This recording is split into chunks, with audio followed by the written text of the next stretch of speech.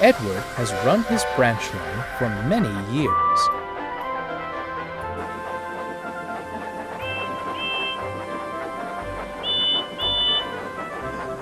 However, there was a time, long before Edward, when it wasn't a branch line. It was a railway all of its own, called the Wellsworth and Suddery. It was a humble line, situated by the coast. If you lived near the railway, you'd hear the sounds of 2 twin tank engines puffing up and down the line. They had 6 wheels, tall chimneys, square saddle tanks, and open-sided cabs. One was named Walter, and the other Winifred, though she much preferred Winnie. Walter, on the other hand, fancied his name just as it was. They scurried dutifully along the line with their wagons, always whistling to nearby folk. They were fond of each other, but like all siblings, were prone to bickering.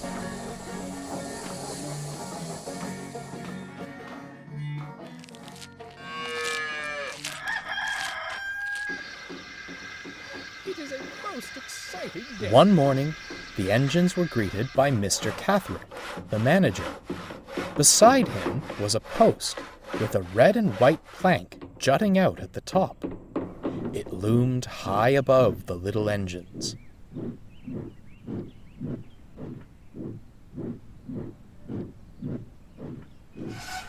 "Is that a new weather vane, sir?" asked Winnie. "It looks grand." "It looks like an eyesore." "You're an eyesore." "This, my dear engines," Mr. Catherick announced, "is a signal.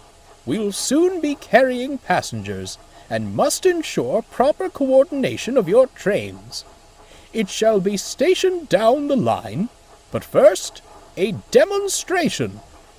Now, at the top is the signal's arm, and it will show you how to proceed."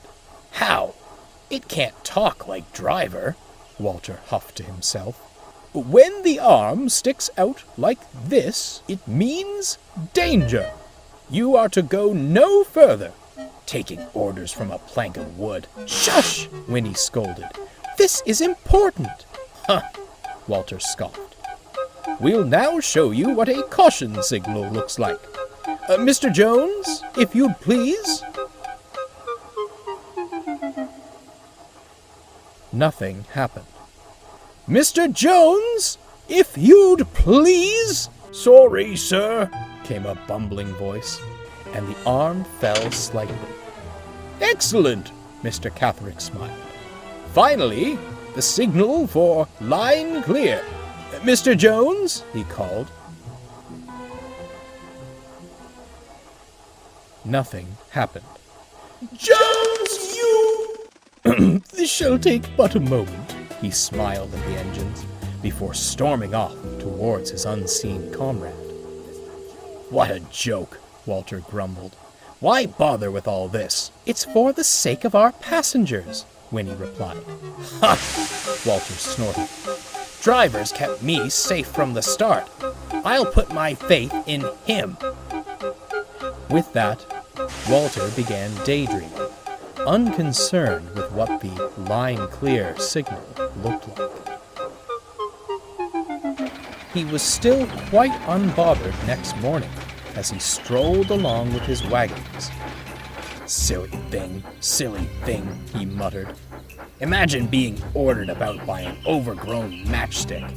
Wouldn't catch me adhering to—" Oh! "Something wrong, boy?" asked the driver, upon regaining his balance. "Something is wrong, because something is missing." The driver followed Walter's gaze. Indeed, there was a definite lack of something where there should have been a signal arm. "Where is that big red blemish?" Walter grumbled. "Perhaps it's down for maintenance," reasoned the driver. "Or perhaps it's not set up yet."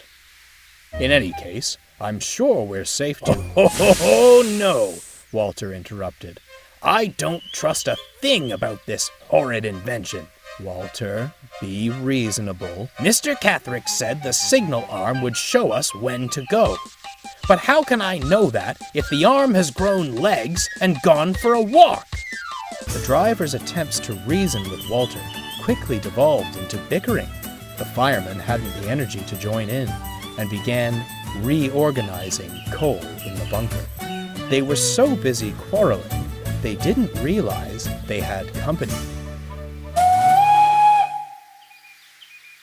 If you're quite done resting, my train is due. I'm not resting, retorted Walter. I'm being safe. There's no arm, so I'm not moving. If you come ever so slightly forward, you'll find the arm is here, staring right at me. Cautiously, Walter drew level with the post.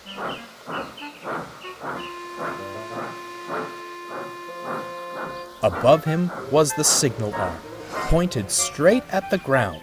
Well, that's the silliest thing I've ever seen, he fumed. How can it tell me to go if it's hiding? It's not hiding, Winnie retorted. That means line clear.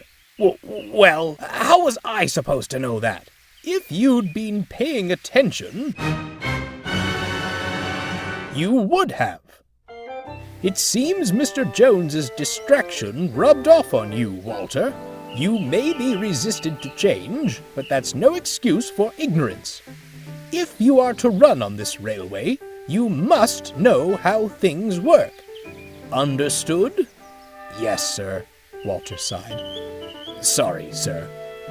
I'll concede, continued Mr. Catherick, that perhaps clearer signals are needed. I shall have to inquire. Now that you've been given the all clear, please make way for Winnie.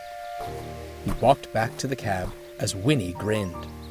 I'll put my faith in my driver, you said, she chuckled. Perhaps your actions should support your words. I'd hate to see you left to your own devices.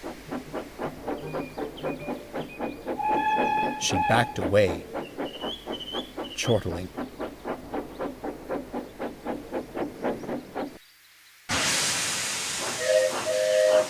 Walter followed meekly, the wagon snickering behind him. He would certainly listen now, though he had to admit he didn't much like the sound of laughter at his expense.